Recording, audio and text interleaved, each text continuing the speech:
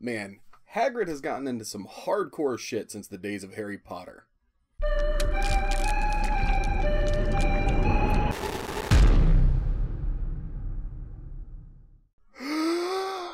Let me make you a martyr.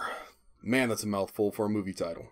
Alright, so Let Me Make You a Martyr is about a adopted son who is a criminal, goes back to possibly face his adopted father, who's also a criminal, and people talk a lot.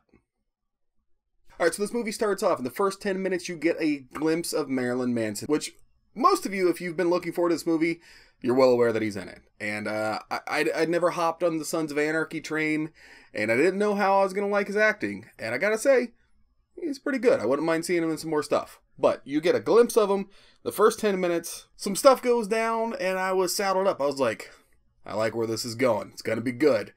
And then they flip the switch, and they start talking a lot.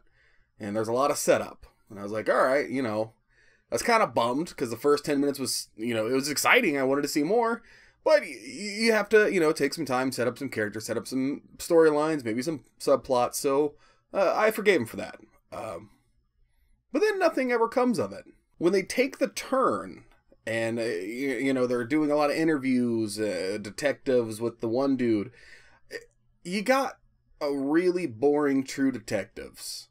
You got True Detective Season 2. That's what you got. I mean, shit, even the one detective is a detective in True Detectives. So I was like, man, this is a real True Detectives vibe. And that's exactly what it is. Now, the only reason True Detectives work in the style that it did is because it's a TV show. I don't even remember off the top of my head, but we're going to say they got at least 10 episodes, 10 hour-long episodes. You can have some setup in there, and all you have to really do is make one little bit interesting. Give us 15 minutes of interesting, and we'd be sufficed with that.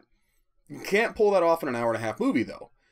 If your hour-and-a-half movie has 15 minutes of excitement, we're kind of pissed. Now, the acting overall, it was superb. It was only matched by the cinematography. It looked great in a grungy, dirty, meth-filled type of way, but it looked great. The problem here was, again, getting somewhere.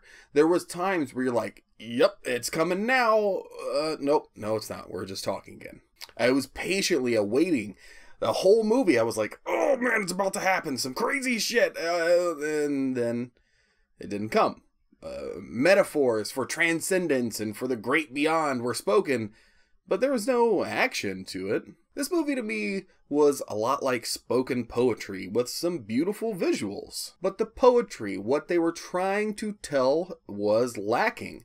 The people in front of the camera did great. The people behind the camera did great. The people who set up everything for the cameras, to do, weren't that great, it turns out. Oh, there were scattered bullet points where if any of these turn off, it's really only one main character, but you have some other characters you can definitely call at least co-main characters. If you're like, any of these storylines, anything that's going on in these people's life, if it turns away from the boring interviews and would become something, you'd be like, fuck yeah, this movie, it was awesome.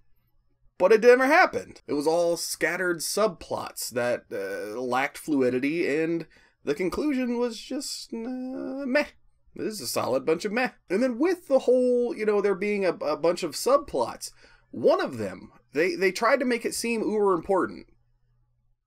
Honestly, when it ended, I was like, you could have just cut all of that out. There was no payoff to that.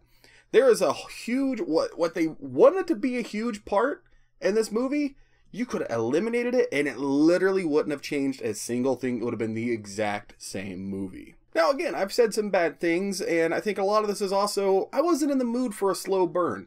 I didn't know much about it. I just heard it was supposed to be kind of fucked up. And honestly, it is kind of fucked up in a very slow burn way. I wasn't in the mood for a slow burn. Sometimes you just want to see somebody like skull fuck a corpse or something. And I guess that was the mood I was in for, and I didn't get that.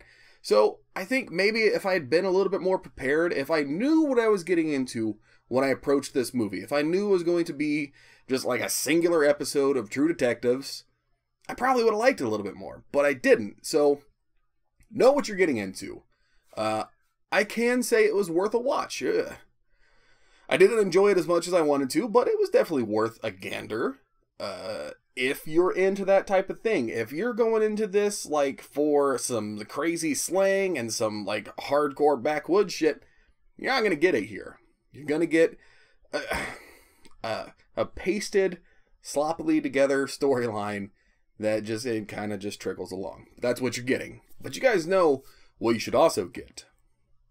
Barkbox. Barkbox is a monthly subscription service that will send tons of goodies to your furry friends. And who doesn't love their furry friends? Show them some love and get them a Barkbox. Everything in Barkbox is made 100% in America and Canada, and I enjoy those places. So I'm sure your pets will enjoy their goods. And here's the awesome thing. If you get Barkbox and your dog doesn't enjoy it, send it back. And they will give you something brand new that they will love for free. So why not check it out? And if you guys go to our special URL, which is getbarkbox.com/horror, you'll get an extra month of it for free. And who doesn't love free? Again, that's getbarkbox.com/horror. And until next week, guys, I will see you later.